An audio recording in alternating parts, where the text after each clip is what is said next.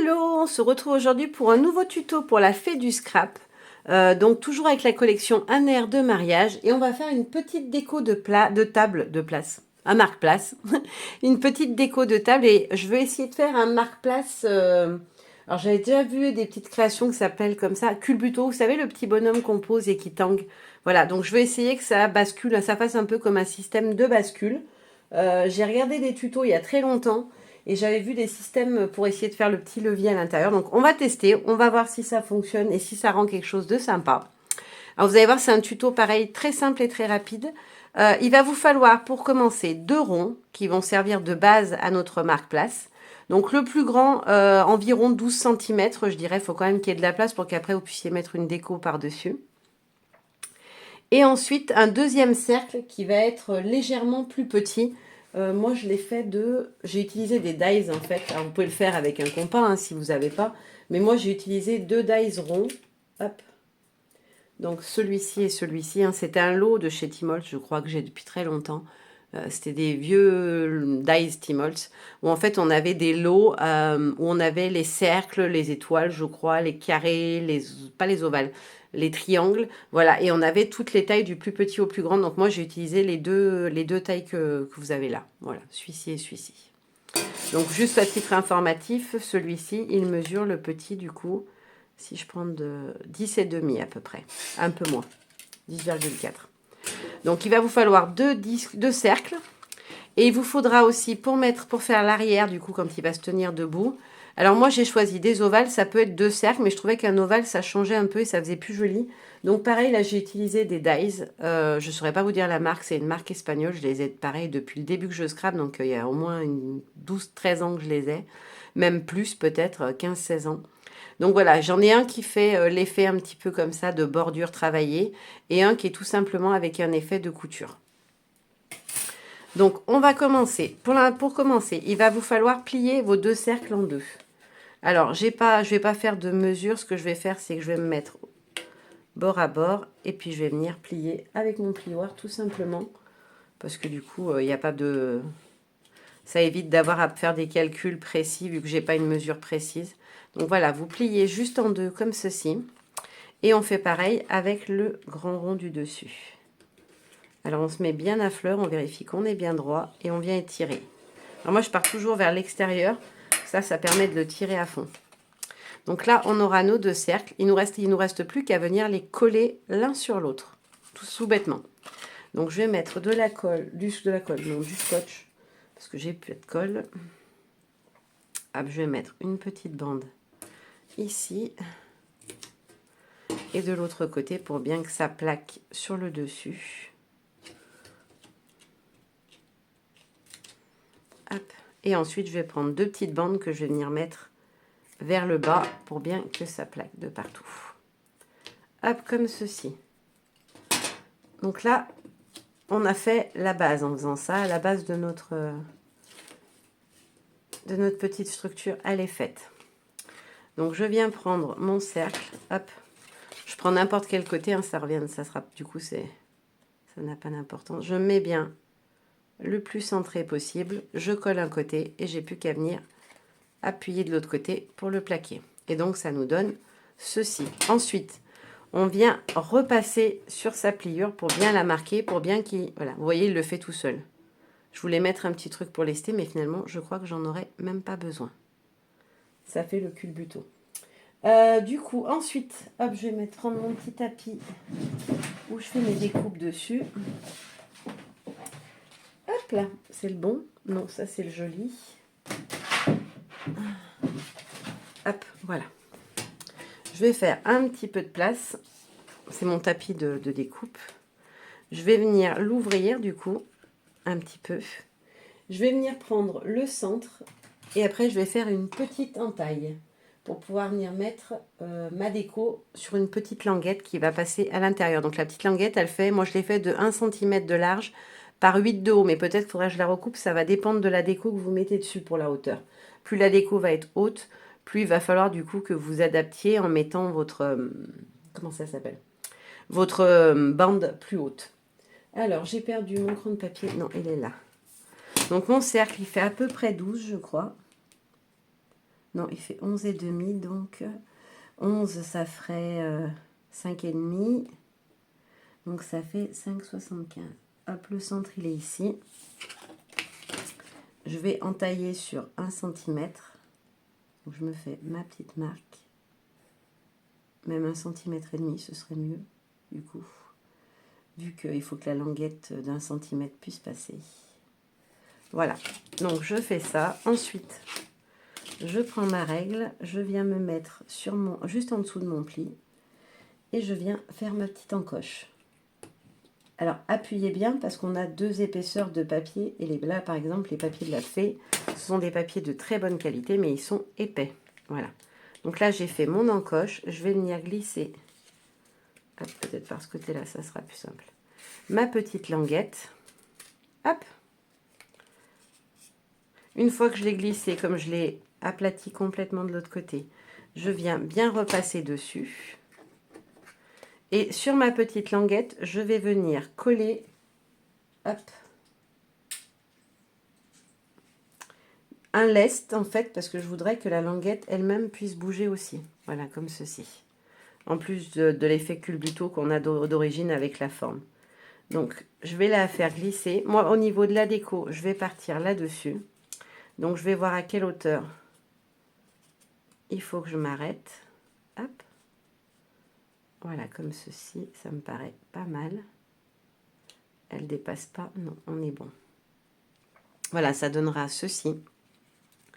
Et donc ma languette, elle s'arrête bien avant le bas, mais je vais quand même lui recouper un petit centimètre pour qu'elle soit pas trop basse. Hop. Et ensuite, je vais venir prendre un bout de scotch que je vais venir coller directement sur ma languette. Hop.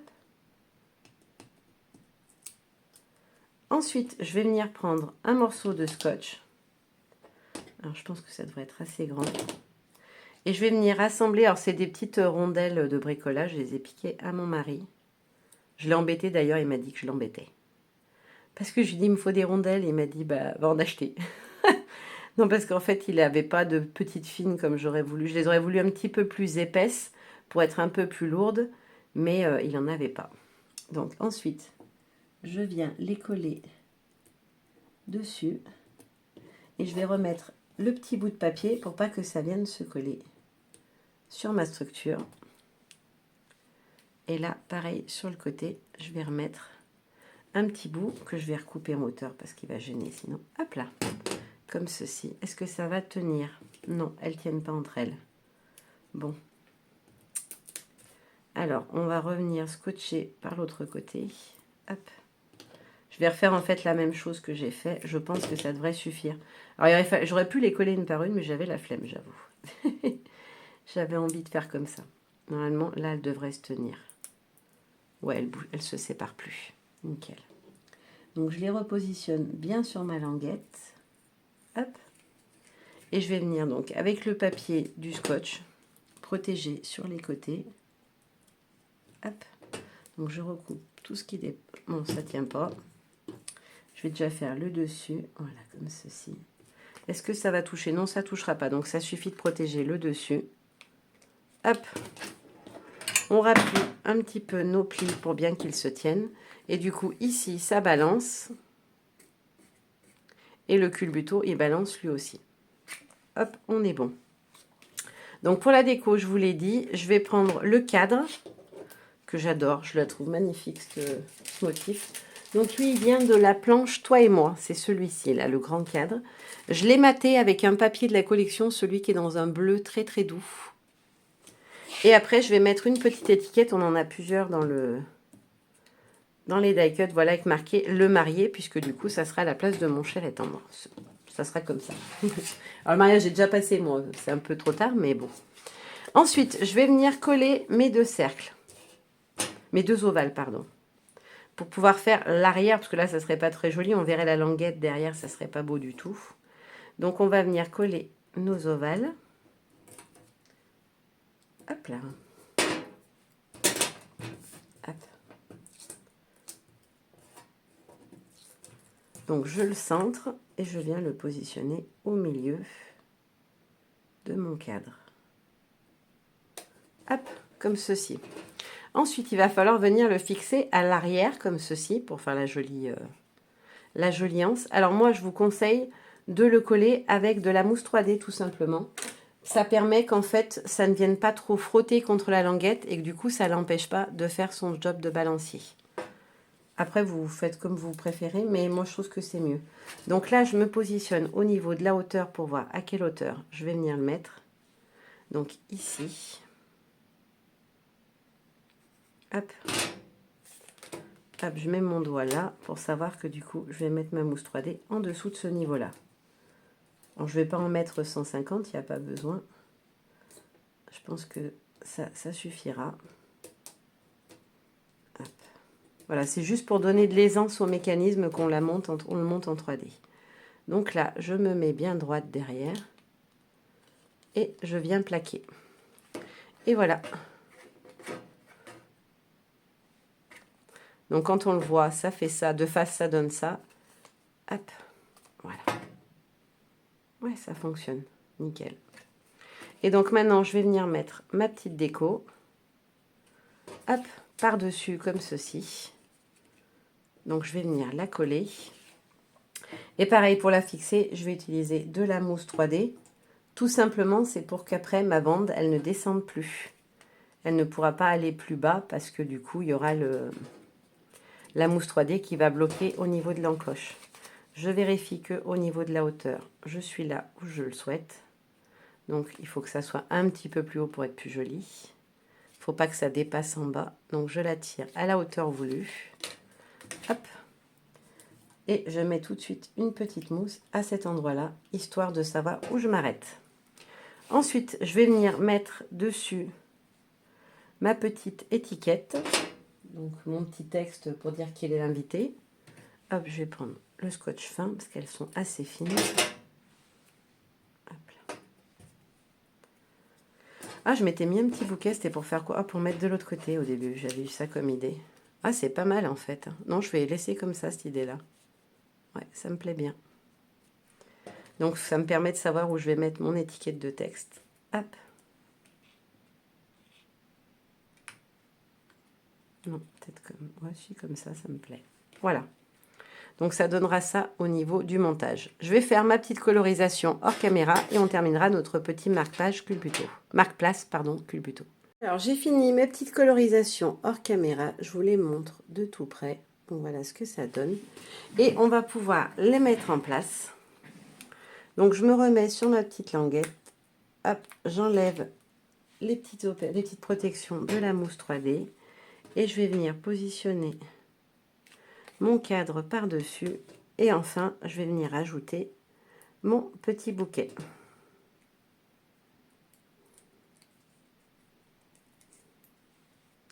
Hop là, comme ceci.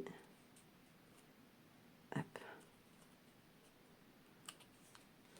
Et voilà.